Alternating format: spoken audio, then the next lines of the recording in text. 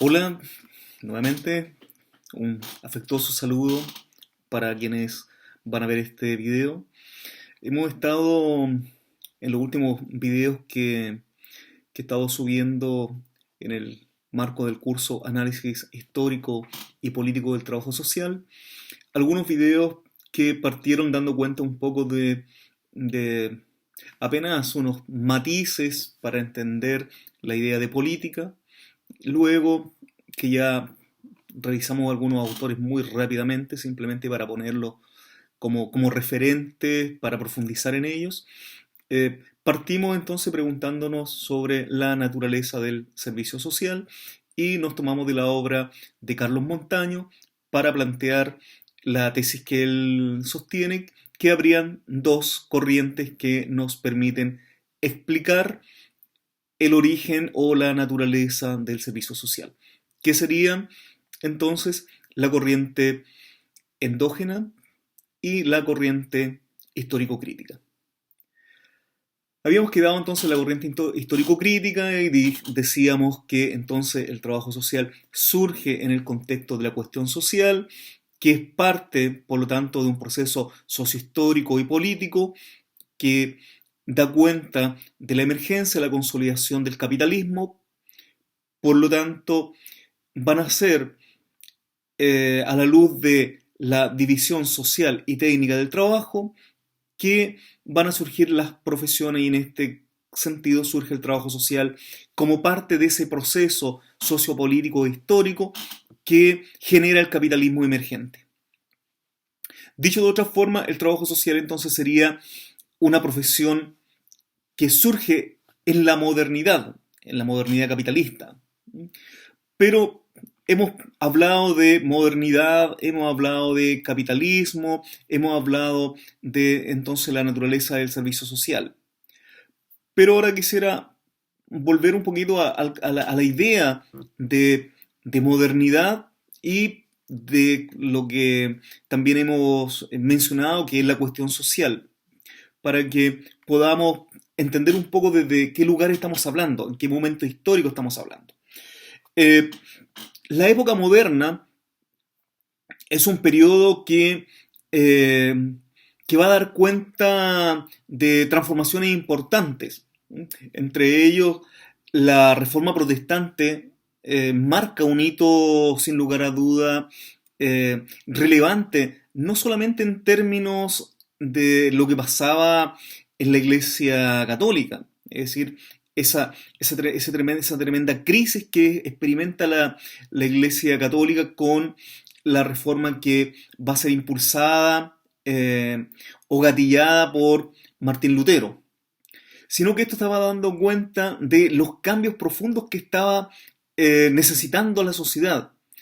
El solo hecho de mirar la reforma protestante como un fenómeno al interior de la Iglesia Católica eh, es muy, creo, es muy limitado para poder entender lo que estaba ocurriendo en ese contexto.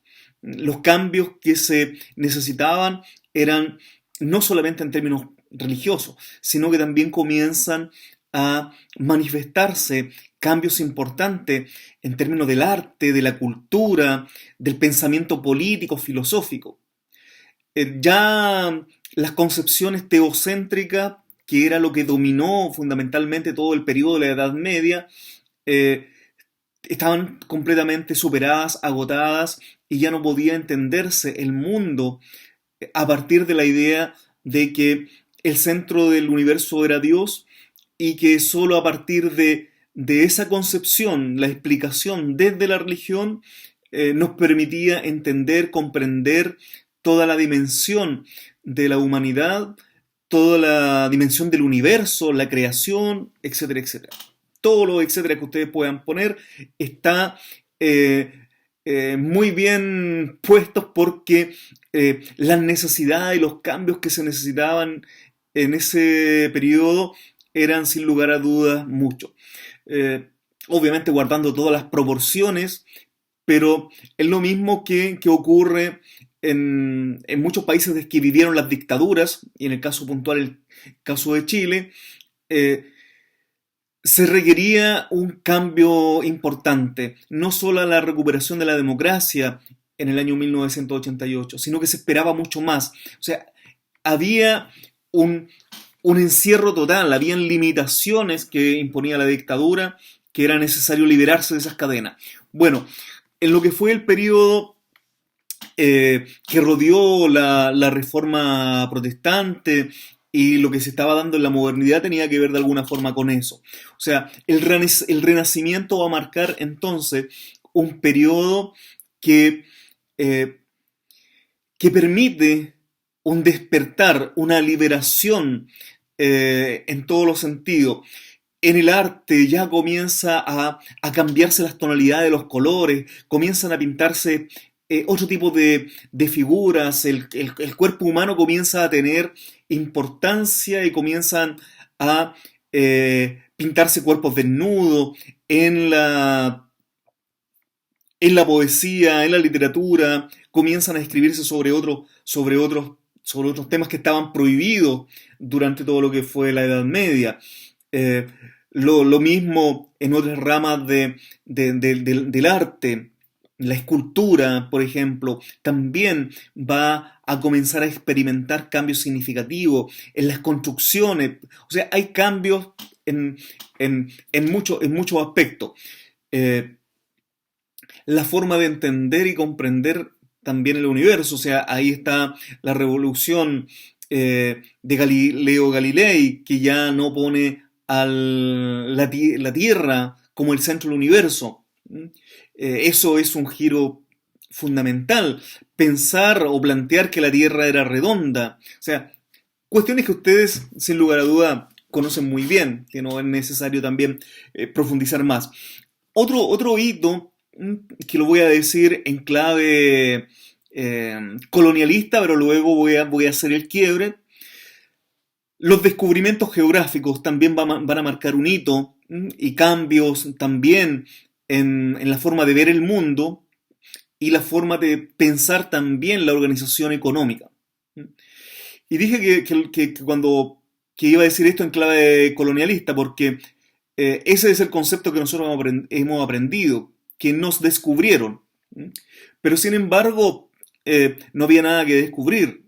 En América había una civilización, había una cultura, que hubo una invasión, que hubo un encubrimiento, como dice un filósofo argentino-mexicano, Enrique Dussel.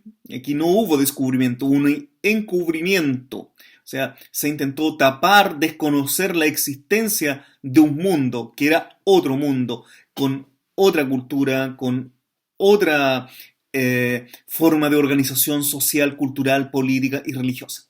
Bueno, los descubrimientos geográficos también son, sin duda, un hito importante en todo lo que tiene que ver con la modernidad. Y ya a fines de la modernidad vamos a encontrar dos hechos fundamentales que desde ahí voy a tomarme para explicar lo que se entiende como la cuestión social, como la consolidación del capitalismo y por lo tanto eso entendido por lo tanto desde el trabajo social para poder fundamentar y explicar por qué entonces desde la perspectiva crítica se plantea o se sostiene que el trabajo social surge en el contexto de la modernidad capitalista o de la cuestión social. Bueno, entonces ya a fines de la modernidad van a haber dos hitos, dos hechos, que obviamente son la sumatoria de una serie de eventos que van ocurriendo. Es decir, no es algo que ocurre de un momento a otro.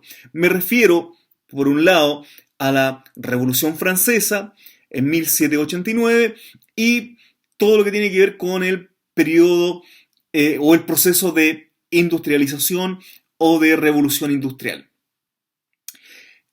La llegada de los europeos a América y el saqueo de sus riquezas también fue lo que permite que el capitalismo en Europa y la revolución industrial, por lo tanto, es decir, los cambios que se van a desarrollar en materia en materia económica, en materia de transformaciones de, de aquellos procesos manuales o de la manufactura a procesos ya industriales van a ser posibles, no solamente por el ingenio de los inventores, sino que esos inventos van a ser posible financiarlos por toda la riqueza que van a llevar los europeos desde estos nuevos mundos a los cuales llegaron y a los cuales conquistaron y saquearon. Hay que dar una miradita también, les recomiendo que puedan, si tienen la posibilidad de tenerlo o de acceder, a revisar el libro Las venas abiertas de América Latina de Eduardo Galeano. Ahí podemos encontrar cómo Europa hace un saqueo de toda la riqueza de los países de nuestra América. Entonces, la revolución industrial es un proceso que se va dando y que llega obviamente a un momento en que hay una explosión de cambios desde esta manufactura, desde este trabajo manual a el trabajo industrial, o dicho en términos más simples, el reemplazo del hombre por la máquina, el hombre y la mujer, para decirlo en clave actual de la inclusión, de un lenguaje inclusivo entre hombres y mujeres. Hombres y mujeres, por lo tanto, fueron reemplazados por la máquina en la revolución industrial. Y eso obviamente genera un escenario social y económico que se va a expresar en esto que se conoce como la cuestión social. Pero también había otro hecho que está de alguna forma concadenado con esta revolución industrial, que es la Revolución Francesa. La nobleza, que gozaba de todos los privilegios, que tenía una vida de lujos y comodidades, no se condecía con su aporte al desarrollo y su aporte económico. Más bien usufructuaban, gozaban de todo lo que iba produciendo la clase obrera, el estado llano y la burguesía que había ascendido. Comerciantes, fundamentalmente mercaderes, que habían acumulado una importante riqueza, estaban generando más riqueza, estaban moviendo esta industria que también se iba formando y que se iba consolidando, este comercio que toda esta concepción mercantil de la economía también estaba siendo impulsada, movida por esta burguesía que había adquirido un gran poder económico, pero no tenían el poder político. Es decir, no tenían ningún tipo de acceso o reconocimiento en espacios de poder. Eran los que pagaban los impuestos, eran los que de alguna forma permitía que la nobleza gozara de todos esos lujos y todos esos privilegios. Así entonces, la burguesía, aprovechándose de esa condición también de generar trabajo, logra que esta nueva clase, la clase trabajadora, el proletariado a la cual se refiere Carlos Marx, se alíe con ella. La burguesía logra que la clase popular, la clase trabajadora, se alíe con ella porque también vivía las consecuencias de esos grandes lujos que se daba la nobleza y no tenían ningún tipo de acceso a mejores condiciones de vida. Y así entonces se produce la Revolución Francesa, la revolución que podríamos decir una de las más importantes revoluciones burguesas, triunfante. Así, la Revolución Francesa permite que la burguesía acceda al poder y se transforme en una de las clases más importantes de la modernidad en adelante. De ahí es que Marx dice que el capitalismo es el modelo dominante desde la Revolución Francesa en adelante, y que hoy día podríamos decir, en todas estas lecturas también de sociólogos e intelectuales importantes respecto de lo que es la historia sociopolítica, entre ellos Atilio Borón, plantea precisamente que el capitalismo lleva un poco más de 2 siglos de hegemonía y dominación, y que, sin lugar a duda, es también el momento de generar cambios importantes en esta forma de organización y concepción de lo económico y las relaciones sociales de producción y las relaciones sociales y humanas en general.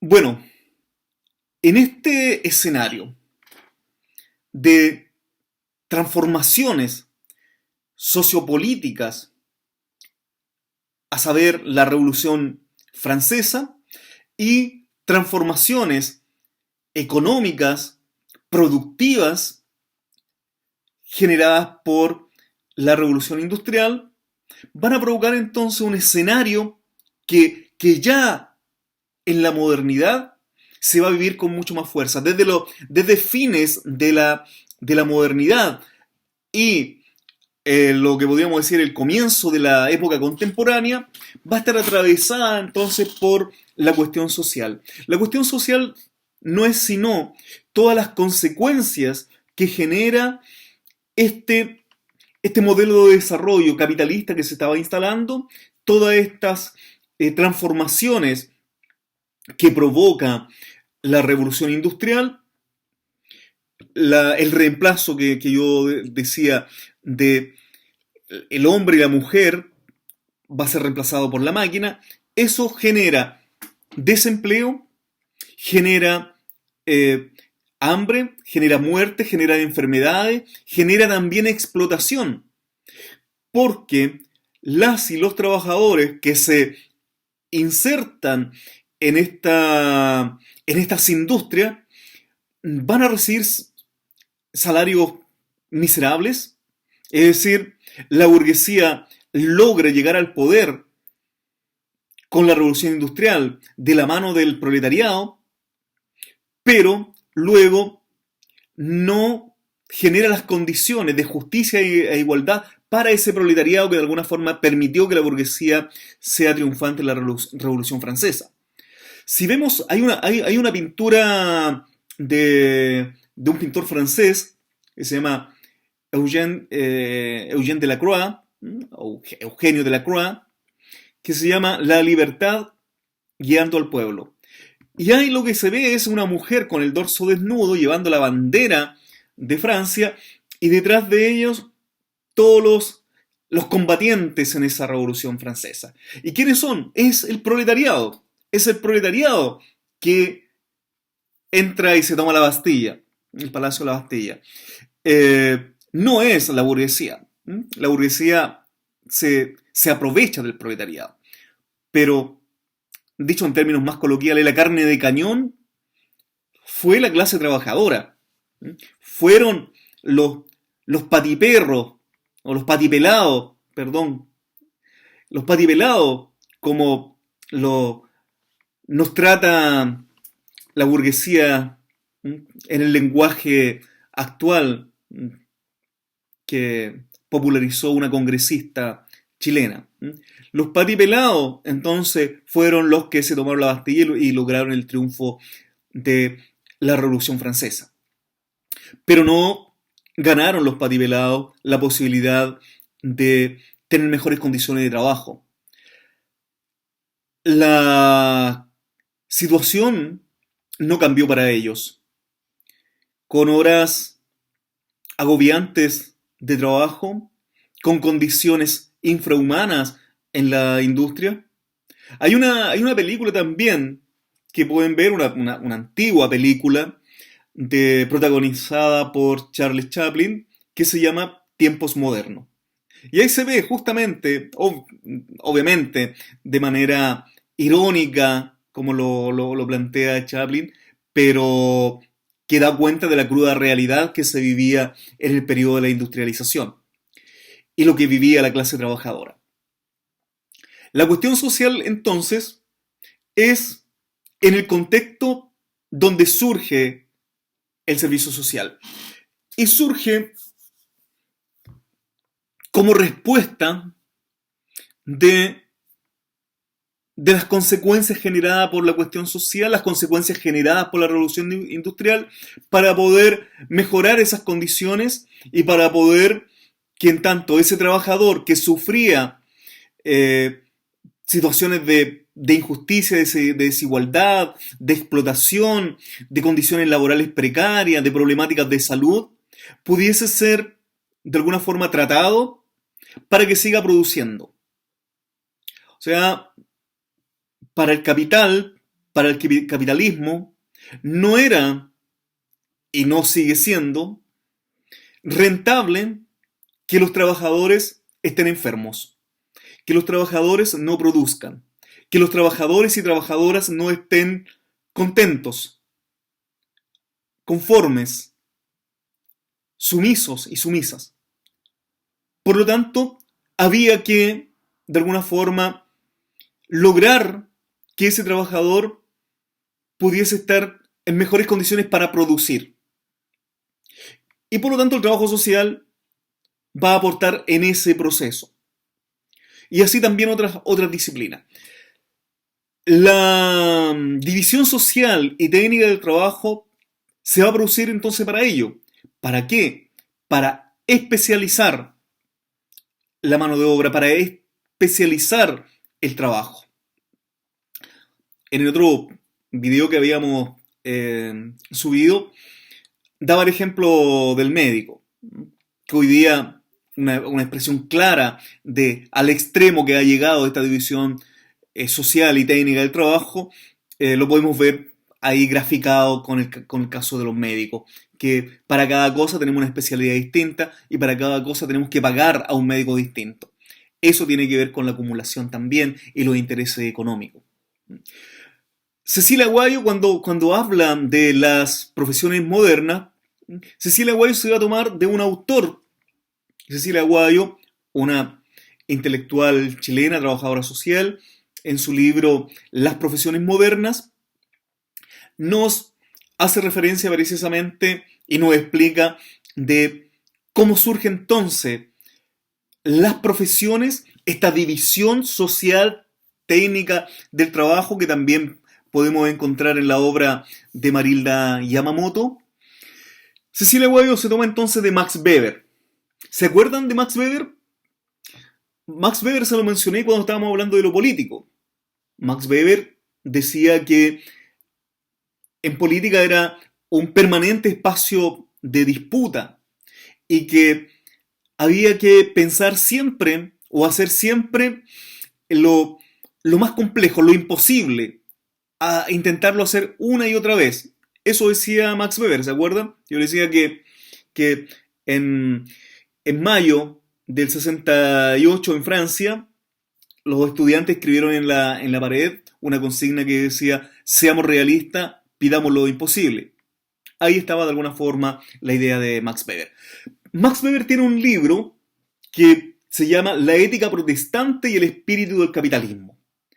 En ese libro podemos entender un poco cuál era el interés del capitalismo y por qué el capitalismo entonces va a hacer estos cambios tan trascendentales que en definitiva lo que permiten es la consolidación del capitalismo y obviamente maximizar la acumulación de la cual es como el espíritu fundamental del capitalismo, acumulación y acumulación de riqueza.